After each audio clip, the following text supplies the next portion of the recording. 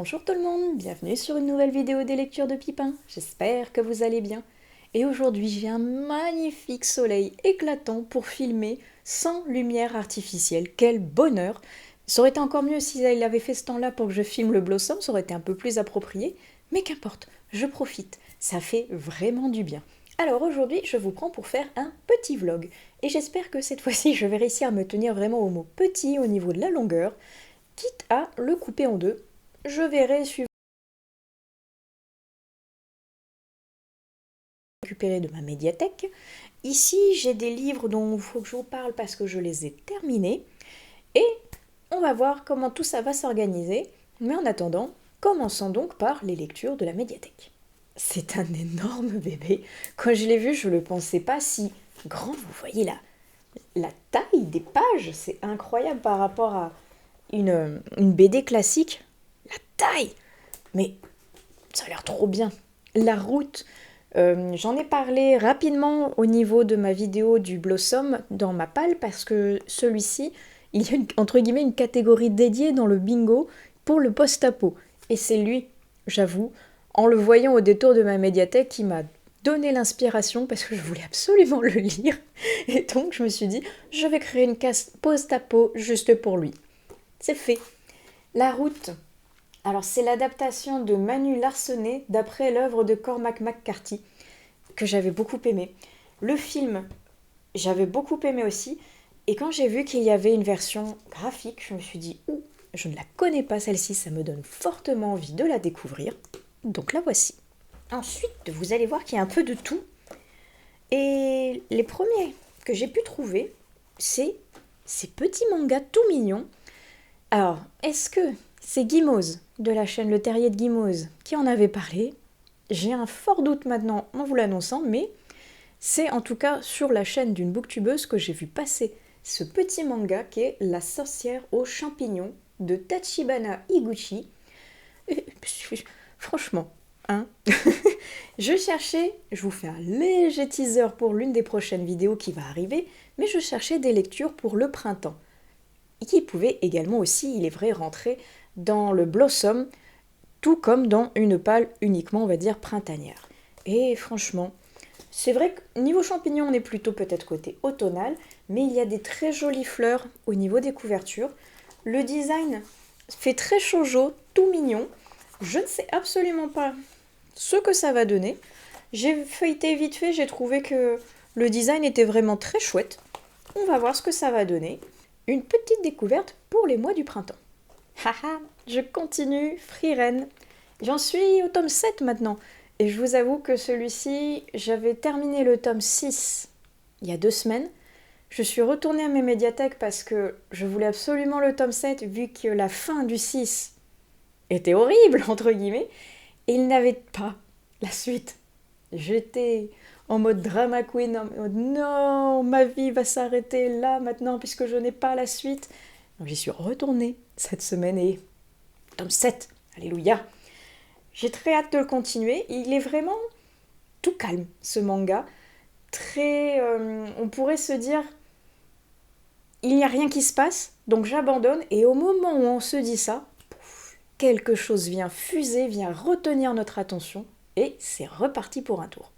Alors j'ai pris beaucoup de graphiques parce que j'avais des gros romans, notamment celui-ci qui est de ma médiathèque, qu'il faut que je lise. D'ailleurs, Song qui est derrière ma tête aussi est à ma médiathèque. Et pour le Vietnam.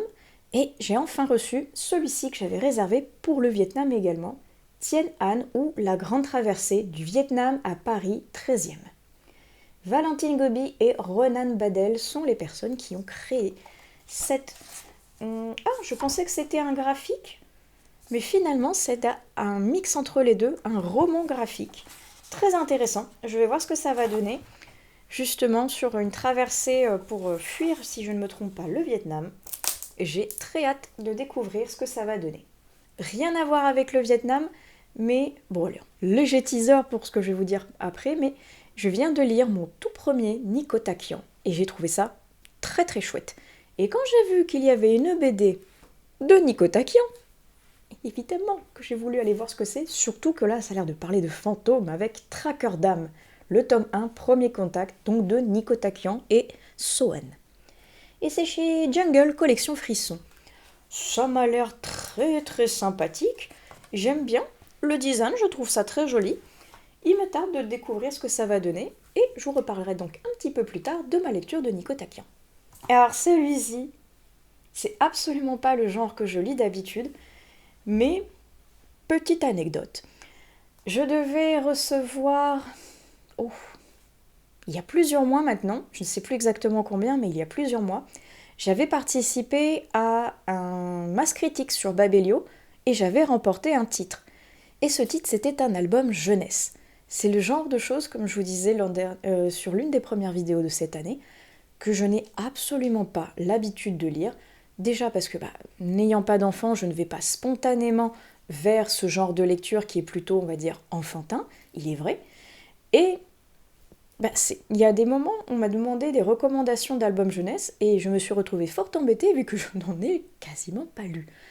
Et je me suis dit, allez, cette année, il faut que je me mette à ce genre-ci parce qu'il y a l'air de receler plein de choses merveilleuses. J'ai vu ça aussi notamment dans le prix Livre Addict. Il y avait toute la catégorie album jeunesse, je n'en ai lu aucun. Mais je me suis dit, allez, avec cette masse critique que j'ai remportée, c'est parti, je mets un pied dedans. Je ne l'ai jamais reçu. Ça commence mal, hein, franchement. Ça commence mal. J'ai attendu longtemps, puisque après, je crois que c'était avant la période des fêtes.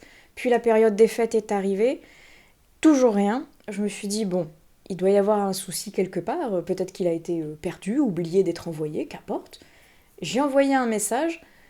Babelio m'a répondu comme quoi, en effet, la maison d'édition avait pris du retard pour l'envoi des livres. Je me suis dit, ok, pas de problème.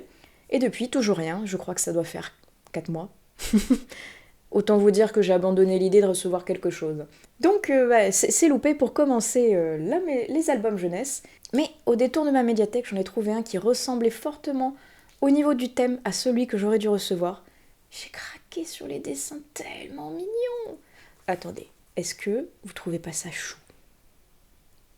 Une chauve-souris. J'adore les chauves-souris. C'est trop mignon. En plus, avec ces petites fleurs, ça peut être parfait au niveau du printemps. Ça s'appelle Fifistrelle. C'est de Mariko aux éditions Nats. Et regardez comme c'est mignon. Franchement, ça a l'air adorable. J'adore les chauves-souris. Je trouve que c'est un... Oh, en plus, il y a un jeu des différences. C'est vraiment très jeunesse pour habituer les enfants au niveau, je pense, du papier, des histoires et compagnie. J'ai très hâte de pouvoir découvrir cette petite histoire qui a l'air adorable avec une chauve-souris. Comme je vous disais, j'adore les chauves-souris. Bref, une histoire de petite chauve-souris sur un album jeunesse. Je suis très curieuse de voir ce que ça peut donner. Bon, on va passer au roman et il n'y a plus rien de mignon dans ce que j'ai trouvé parce que ce sont 2 thrillers. Le premier, c'est Psychose. C'est de Gilles Vincent et c'est un polar qui est au Diable Vauvert. Et celui-ci, que je ne connaissais pas vraiment, nouveauté février, donc il a l'air d'être assez récent. Et pareil, je l'ai vu passer sur la masse critique de Babelio qui va avoir lieu là pour le mois de mars. Et je me suis dit, tiens, ça a l'air pas mal, pourquoi pas participer. Et au final, je l'ai trouvé à ma médiathèque, donc c'est parfait. Je vais pouvoir le découvrir. Ça a l'air d'être un petit peu à la Hitchcock, d'après ce que je vois là. Je suis très curieuse de voir ce que ça va donner. Et celui-ci, c'est typiquement parce que je me suis fait influencer. J'ai lu une chronique sur un blog qui m'a enchantée. J'ai vraiment eu un espèce de déclic en lisant la chronique en me disant « Waouh, ce livre a l'air incroyable !» Et donc, le voilà, je l'ai trouvé à ma médiathèque. Il s'agit de « 2 bonnes raisons de mourir » de Morgane Audic. Et là, c'est la version publiée chez Albin Michel. Il est assez costaud, mais ça a l'air trop bien. Alors si je vous dis le résumé, vous allez me dire, elle est complètement tarée cette pauvre fille, mais un cadavre atrocement mutilé suspendu à la façade d'un bâtiment, une ancienne ville soviétique envoûtante et terrifiante, 2 enquêteurs aux motivations divergentes face à un tueur fou qui signe ses crimes d'une hirondelle empaillée, et l'ombre d'un double meurtre perpétré en 1986, la nuit où la centrale de Tchernobyl a explosé. Oh, ça a l'air incroyable. Apparemment, il y a une ambiance assez oppressante puisqu'on va être dans la ville de Pripyat, là justement où il y a eu le drame de la centrale de Tchernobyl qui a explosé. et il va y avoir cette ambiance pesante, il va y avoir ce conflit justement avec les pays soviétiques qui veulent un petit peu dissimuler cela, il va y avoir ces meurtres étranges. Oh là là là, ça, vous pouvez pas savoir à quel point ça m'a donné envie au niveau du résumé et de la chronique que j'ai lu. Donc celui-ci, très prochainement, il va sortir. Et voilà, on a fait le tour de tout ce que j'ai trouvé à ma médiathèque, parce que comme je vous dis, il me reste encore ces deux-là qui sont de la médiathèque que je n'ai pas encore lus. Et j'en avais deux graphiques que j'avais réservés, pareil, au niveau du Vietnam, qui ne sont pas encore arrivés, mais cela ne saurait tarder. Donc on va en profiter pour vous parler un petit peu des lectures que j'ai fait au mois de février, et on va commencer par la fameuse Nico Takian dont je vous parlais juste avant. Il s'agit de La nuit n'est jamais complète, la réédition qui a été faite chez Kalman Levy si je ne me trompe pas, avec la très jolie couverture que je vous présente ici. Ma première découverte de la plume de l'auteur, parce que ça faisait un bon bout de temps que je voyais ces titres passer, et je n'arrivais pas à me décider par lequel commencer. Et en trouvant celui-ci une fois de plus à ma médiathèque, j'ai sauté sur l'occasion de pouvoir compléter mon APC Thriller Polar Challenge. Et c'était très chouette. Mais qu'est-ce que c'était chouette cette plume, franchement. On est dans un huis clos un peu à ciel ouvert. Parce qu'on va suivre un père et sa fille qui ont pris la route pour je ne sais plus quelle raison d'ailleurs, mais en gros ils ont pris la route et ils vont se retrouver bloqués au milieu de nulle part dans le désert parce qu'une partie de la route s'est effondrée. Pas de chance, c'est la seule route pour aller à leur destination. Et faire demi-tour, ça équivaudrait à des heures, voire même des jours de détour. Impossible. Ils décident de passer la nuit sur place avec d'autres personnes qui ont eu le même problème qu'eux, mais le lendemain, toutes les bagnoles ont les batteries à plat, plus personne ne peut repartir. Leur seule chance de survie, c'est de rallier un ancien village minier à pied et d'essayer de pouvoir soit y contacter les secours, soit à défaut de trouver des vivres pour pouvoir subsister à leurs besoins.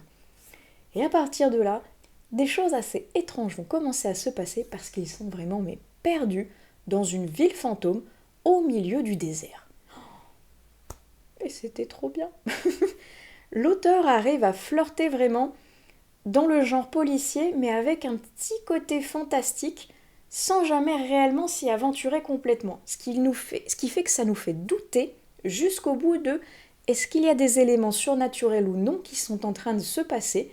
Est-ce que c'est entre guillemets réel?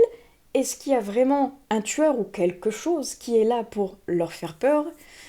Je ne peux pas vous en dire plus parce que tout est dans la subtilité de la plume et des suggestions qui font que on va vers telle ou telle hypothèse, et c'était très chouette.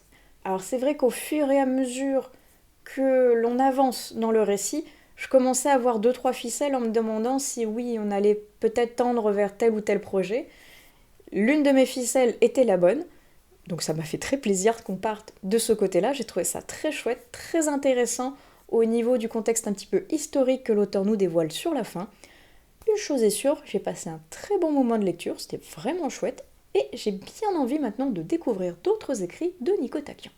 J'ai lu quelques graphiques aussi en février, notamment le tome 4, je crois bien, des Sœurs Grémillé. Et j'aime toujours autant cette jolie BD. Les dessins et la colorisation sont à tomber à chaque fois. Et les histoires au fil des tomes sont vraiment mignonnes, concentrées plus ou moins sur un personnage ou là sur les relations entre père et fille. Vraiment chouette. Un côté un petit peu aventure, un côté un petit peu rêve, fantastique, et toujours ces trois sœurs qui trouvent des péripéties dans lesquelles se mettre. Vraiment chouette. Il me tarde déjà d'avoir le prochain tome entre les mains pour pouvoir continuer mon aventure avec ces trois sœurs. Ensuite, j'ai lu le deuxième tome de Tsugai parce que j'avais découvert le premier le fin d'année dernière, si je ne me trompe pas. J'avais beaucoup accroché au premier tome et j'ai trouvé le second à ma médiathèque. Malheureusement, pour le moment, ils ont que les deux premiers. Et aïe aïe aïe, parce que j'aime beaucoup ce que je lis, donc j'ai très envie de découvrir la suite, parce que l'autrice de Full Metal Alchemist, ça match. À chaque fois que je lis quelque chose d'elle, ça match. Elle fait des superbes histoires avec des super dessins, c'est drôle, c'est punchy, c'est avec des créatures fantastiques et du combat derrière. Moi, c'est tout ce que j'aime, franchement, Tsugai. J'ai très hâte maintenant de découvrir le tome 3. J'ai également lu un webtoon. Je vous ai dit, cette année, je voulais vraiment essayer plusieurs genres, notamment le webtoon, c'est quelque chose que je ne connais pas beaucoup. Et j'ai testé Crush of Lifetime, le premier tome, avec une très jolie couverture fleurie qui aurait été parfaite pour une découverte printanière. Et je trouve qu'au niveau de l'histoire, ça ressemble beaucoup à True Beauty, point de vue qu'on va suivre une jeune fille qui est dans ses années lycée et dont l'apparence est primordiale, parce qu'elle a besoin d'être jolie, elle a besoin de le montrer, et elle a besoin d'avoir ce joli visage affiché sur tous les réseaux pour toujours gagner plus de followers. Et son but, c'est donc d'avoir toujours plus de followers, mais de trouver également l'amour. Et un amour qui est à la hauteur de ses attentes à elle, parce que comme elle est jolie, il faut qu'elle soit avec quelqu'un de joli aussi. Réaction assez puérile, j'avouerai. Mais donc, elle a besoin de ça, et sous couvert de ça, on se rend compte au fil du premier tome qu'il y a quelque chose de plus profond que juste cette envie d'être jolie en apparence, qu'il y a quelque chose d'autre derrière, et qu'elle n'est pas si bien dans sa peau, cette jeune fille. Et malheureusement, moi, j'ai pas raccroché plus que ça. Parce que j'ai trouvé justement le sujet très superficiel, où tout est dans l'apparence, tout est dans le beau, tout est dans le paraître, quitte à avoir 5 tonnes de maquillage sur la tronche, peu importe, du moment que tu parais beau et que ça te permet de gagner des followers. Ok, ok, mais quitte à avoir un truc entre guillemets un petit peu superficiel, j'ai beaucoup plus adhéré à True Beauty, qui avait un design déjà plus joli par rapport, je trouve, à Crush of Lifetime, et avec une autre histoire derrière qui a l'air un peu plus profonde, un peu plus adulte que celle-ci, où pour le moment on sent qu'il va y avoir quelque chose d'un peu plus négatif, certes, mais ça m'a pas fait accrocher plus que ça. Donc tant pis pour ce webtoon, je continuerai plutôt True Beauty, mais celui-ci, je pense que je n'irai pas plus loin que le tome 1. Je crois que c'est tout ce que j'ai lu au niveau des graphiques, donc repassons vite fait au niveau des romans. J'ai enfin lu le deuxième tome de Maria Jérôme Allais, des héritiers de l'Apocalypse, Mage Faille. Ah, franchement, depuis le temps que je me vous dis cette série, j'ai trouvé le premier tome vraiment super chouette, il faut que je continue. Ça fait partie des sagas que j'ai envie de vraiment continuer, voire peut-être même de terminer cette année. Enfin, terminer, avec des points d'interrogation quand même, parce que j'ai les 3 premiers tomes. Mais elle ne sait pas encore si elle va faire 4 ou 5 tomes. Donc, on verra. En attendant, maintenant, ça y est, j'en suis au tome 3. Ça continue vraiment super bien, toujours en alternant aventure, créatures fantastiques, humour et un soupçon de romance. C'est punchy, c'est drôle, c'est sympathique à lire. Et la fin du tome 3, du tome 2, évidemment, vous donne envie d'aller dévorer le tome 3 tout de suite. Alors, c'est pas ce que j'ai fait parce que j'avais encore d'autres trucs à lire, notamment des SP, mais une chose est sûre, c'est que, pareil, ça m'a happé, là, j'ai envie de découvrir le tome 3, et quelque chose me dit que j'ai fortement envie de le sortir pour cette année. Je suis en train de regarder ma liste à côté, et là, je vois qu'on va basculer au niveau des livres audio, et je me demande si je vous ai parlé de Reine Rouge. Parce que je vois que je l'ai lu en janvier, et j'ai pas de souvenir de vous en avoir parlé. Donc, au cas où, je vais vous en parler par ici. Et Reine Rouge, je l'avais repéré, je crois que c'est l'an dernier, parce qu'il était dans mon abonnement Audible, mais j'avais déjà lu un polar avec la lettre G pour les auteurs, donc je l'avais laissé de côté et je l'ai sorti cette année. Et j'ai moyennement adhéré. Moyennement adhéré, point de vue qu'il est assez lent, je trouve, à se mettre en place.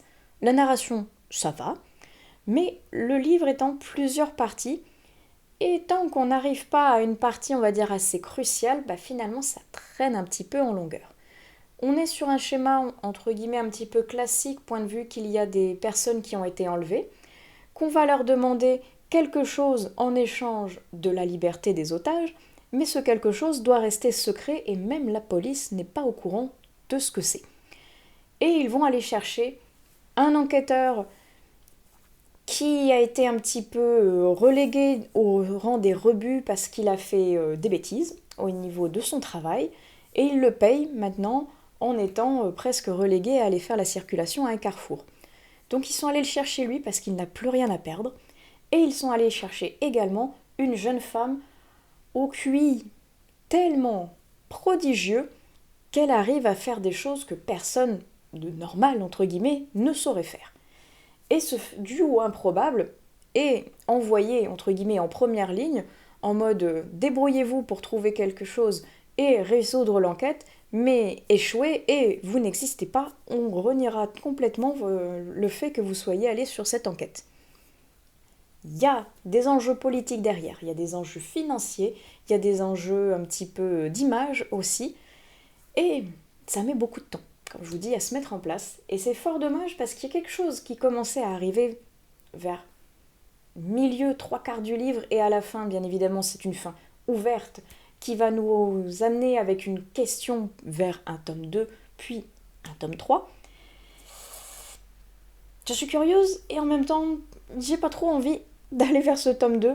Curieuse parce que justement, il y a la fin d'un premier schéma et le début d'une enquête vers un second, avec un personnage méchant, entre guillemets, qui va être là certainement jusqu'au troisième tome. Mais en même temps, je me dis que si le deuxième tome est aussi plat que le premier, je vais peut-être pas aller jusqu'au bout de la lecture. Donc je suis mitigée. Il y a vraiment un moment où ça a pris une tournure, où c'est devenu presque film d'action, et là je me suis dit, ah bah enfin, ça commence à bouger.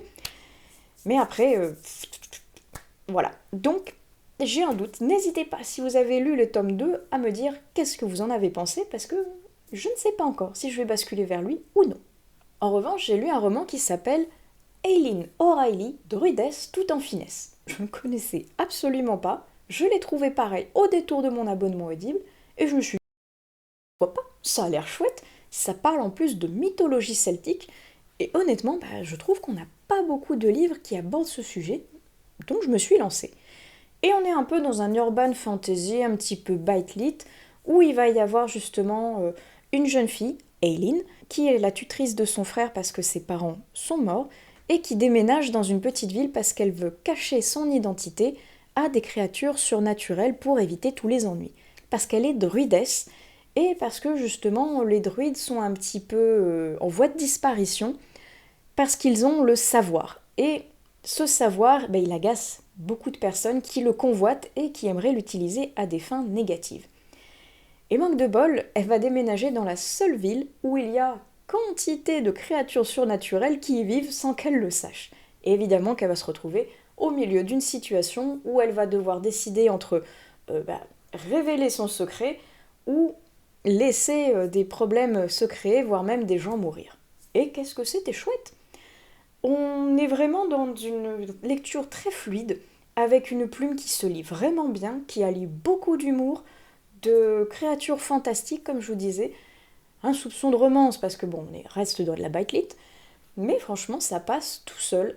Et je vous avouerai que le caractère bien trempé et assez drôle de l'héroïne me donne envie d'aller voir la suite. Alors là, franchement, une découverte totalement par hasard, mais qui m'a vraiment plu, et je crois bien avoir vu la suite au niveau d'Audible, donc quelque chose me dit que d'ici la fin de l'année, je vais continuer cette saga. Et j'ai lu également un autre thriller de Sophie Loubière. J'ai découvert L'enfant au caillou, pareil, via Audible, et j'y allais avec curiosité et un petit peu d'appréhension, parce que l'an dernier j'ai découvert l'autrice avec Obsolète, et j'avais pas tout à fait adhéré à ce roman. Donc je me suis dit, il y a d'autres livres qui ont l'air vraiment chouettes d'elle, notamment celui-ci, allons-y. Et je ressors un peu mitigée, une fois de plus, de cette lecture, parce que c'est pareil, les premières parties, je crois qu'il y a 5 parties, et je crois bien qu'à partir de la troisième partie et demie, ça commence enfin à bouger. Le reste, il n'y a rien. C'est plat, c'est très tiré en longueur, et heureusement que c'est l'autrice elle-même qui nous lit son récit, et qu'elle a une voix douce, très agréable à écouter, qui pose les mots de sa plume à l'audio, et elle a vraiment une très très belle plume. Franchement, ça par contre, je peux pas lui enlever. Autant au niveau du rythme du récit, ça ne me convient pas, ça ne m'a pas spécialement convaincue, mais au niveau de la plume, elle a quelque chose de particulier. Elle a une délicatesse et en même temps une dureté dans l'approche de son récit qui sont vraiment chouettes, très intéressants, une plume vraiment belle, avec des métaphores et des comparaisons vraiment qui matchent bien sur le moment. On sent que c'est pas juste rajouter là pour faire des mots et faire une comparaison pour essayer d'étayer un peu le récit. Non, là, à chaque mot, on sent que ça a été vraiment choisi, qu'il y a une incidence pour plus tard qui va revenir nous happer. Et c'est ça que j'ai trouvé vraiment beau. Et le côté un petit peu psychologique aussi, parce que je vous en ai pas parlé, mais on est sur une vieille dame qui est pas loin des 70 ans, qui est ancienne institutrice et qui a passé toute sa vie avec les enfants et son fils unique parce que son mari est parti travailler au Canada et les a abandonnés. Et le problème, c'est que son fils a décidé de suivre la même voie et est parti rejoindre son père au Canada et a un petit peu abandonné sa mère aussi. Et quand il est revenu, il était déjà adulte, il avait déjà son poste de médecin et compagnie. Donc, elle était vraiment concentrée sur les élèves et sur le bien-être des enfants. Et quand elle est dans sa maison maintenant toute seule, parce qu'elle est à la retraite, elle n'a pas grand-chose vraiment à faire, elle est un petit peu malade aussi, donc elle est suivie par divers médecins. Et quand elle s'ennuie, elle se met à la fenêtre et elle regarde les enfants des voisins jouer dans le jardin. Jusqu'au moment où elle voit quelque chose d'étrange. Elle voit un jeune garçon qu'elle n'avait encore jamais vu jusqu'à présent jouer avec les deux autres enfants, mais rester un petit peu à l'écart. Il est malingre, chétif, il a l'air sale, il a l'air affamé, blessé, et personne n'a l'air de prendre en compte cet enfant. Et elle va essayer de mener sa propre enquête, de faire des alertes, malgré le fait que tout le monde lui dise que cet enfant n'existe pas. Alors, est-ce qu'elle va aller jusqu'au bout en étant persuadée que cet enfant existe bel et bien, ou est-ce qu'elle va finir par croire ce que tout le monde lui dit, qu'elle a eu une hallucination et que cet enfant n'existe nulle part? Intriguant, intéressant et chouette, mais long, très long. Très très long, et honnêtement, même si comme je vous dis j'ai plutôt adhéré vers la partie 3,5 on va dire 4, ça a mis du temps, et la fin, je m'en doutais un peu finalement. Mais cette plume avait vraiment quelque chose de particulier que j'ai retrouvé vraiment au niveau de l'enfant au caillou et que j'avais un peu moins au niveau d'obsolète. Et ça me donne envie quand même d'aller voir un troisième roman de l'autrice pour voir si cette belle plume était uniquement, on va dire, concentrée dans l'enfant au caillou ou si je vais la voir ailleurs. Je suis curieuse, j'espère juste que le troisième que je vais lire sera un peu plus en corrélation avec ce que j'attends parce que pour le moment je suis en demi-teinte avec cette autrice. Voilà pour ce que j'ai lu. J'ai également lu un SP pour Librinova, mais ça, je vous en parlerai plus tard. Je ne vais pas l'inclure dans cette vidéo-ci. Je vais essayer de faire un format exprès pour Librinova cette année. Et au niveau des lectures, je viens de commencer Nos vies en flammes de David Joy, qui pour le moment est vraiment sombre, mais j'aime beaucoup. Et au niveau de l'audio, j'ai commencé Douve. Et Douve, depuis le temps qu'il me fait envie quand je le vois passer en poche et que je me dis ne te lance pas dans une nouvelle série parce qu'il y a déjà 3 tomes. Il était dans mon abonnement Audible. Merveille! Je viens de le commencer. C'est assez mystérieux pour le moment. Donc, je vous en parlerai certainement un petit peu plus dans un autre vlog quand je l'aurai bien avancé, voire même pourquoi pas terminé. En attendant, à l'heure où je filme cette vidéo, nous sommes le 1er mars, ce qui veut dire que c'est le premier jour du lancement du Blossom Spring Challenge. Est-ce que vous êtes aussi excité que moi pour commencer cette saison qu'est le printemps? Moi j'attendais avec grande impatience le beau temps, ça y est, pour cette vidéo, je l'ai. Je suis ravie.